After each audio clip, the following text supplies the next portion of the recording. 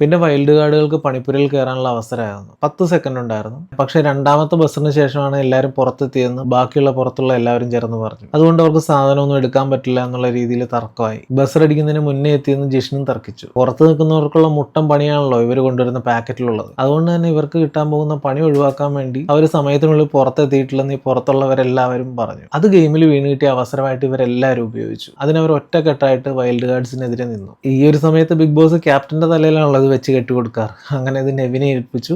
എല്ലാവരുടെയും തീരുമാനമായിട്ട് അവർ ബസറിന് മുമ്പ് പുറത്തെത്തിയിട്ടില്ല എന്ന് നെവിൻ പറഞ്ഞു. പക്ഷെ ഇതൊന്നും ജിഷിൻ അക്സെപ്റ്റ് ചെയ്തില്ല. എടുത്ത സാധനങ്ങളുമായിട്ട് ജിഷിൻ ഹൗസിനകത്തേക്ക് കയറാൻ നോക്കുകയും അക്ബർ അത് തടയുകയും പിന്നെയും തള്ളി അകത്തേക്ക് കയറിയപ്പോൾ അക്ബർ ആ സാധനം എടുത്ത് വലിച്ചെറിയുകയും മൊത്തത്തിൽ അവിടെ വഴക്കാവുകയും ചെയ്തു. ബിഗ് ബോസ് ഇടപെട്ട് ക്യാപ്റ്റൻ എടുത്ത തീരുമാനം നടപ്പിലാക്കാൻ പറഞ്ഞു. അങ്ങനെ ജിഷിന്റെ സാധനങ്ങളൊക്കെ പുറത്തു കൊണ്ടുവെക്കേണ്ടി വന്നു. എല്ലാവരും ജിഷിനായിട്ട് നല്ലപോലെ വാട്ടി. എല്ലാവരും ഒറ്റക്കെട്ടായിട്ട് ഈ ഗെയിമിന് വേണ്ടി നിന്നപ്പോൾ ഒരാൾ മാത്രം ജിഷ്ണേട്ടനെ സപ്പോർട്ട് ചെയ്തു. അത് മറ്റാരും അല്ല, അനുമോള്. കാല് പുറത്തേക്ക് വെച്ചത് അനുമോള് കണ്ടിരുന്നു എന്ന് പറഞ്ഞു. ഈ രാവിലത്തെ ദോശയുടലും പിന്നീടുള്ള ഒറ്റപ്പെടൽ പരിപാടിയും സഹകരിക്കാതെയുള്ള പരിപാടിയും ഇതെല്ലാം കണ്ടപ്പോൾ വൈൽഡ് കാർഡുകൾക്ക് ഏകദേശം അനുമോളുടെ ആ ഒരു പരിപാടി എന്താണെന്ന് പിടികിട്ടി കാണും. ആദിലെ നൂറെ ഷാനവാസും കൂടെ സംസാരിക്കുന്നുണ്ടായിരുന്നു. അനുമോളൊക്കെ ബാത്റൂം ക്ലീനിങ്ങിന്റെ ടീമിലാണല്ലോ. അനുമോൾ എപ്പോഴും കുളിച്ച് കഴിയുമ്പോൾ ബാത്റൂം കഴുകിയിട്ടാണ് പുറത്തിറങ്ങാറ്. വീട്ടിലും അങ്ങനെ തന്നെ ചെയ്യുന്നതെന്ന് പറഞ്ഞു. അത് പറഞ്ഞിട്ട് ബാക്കിയുള്ള ബാത്റൂം ക്ലീൻ ചെയ്യാതിരിക്കാൻ പറ്റില്ലല്ലോ എന്നുള്ളത് അവർ അതിൻ്റെ ഇടയിൽ പറയുന്നുണ്ടായിരുന്നു. ഇങ്ങനെ ഓരോ കാര്യങ്ങൾ പറഞ്ഞിട്ടും വീട്ടിൽ നിൽക്കുന്ന പോലെയാണ് ഇവിടെ നിൽക്കുന്നത്, വീട്ടിൽ നിൽക്കുന്ന പോലെയാണ് ഇവിടെ നിൽക്കുന്നത് ഇടയ്ക്കിടയ്ക്ക് പറയുന്നുണ്ടെന്ന് ആദിലയൊക്കെ പറഞ്ഞു.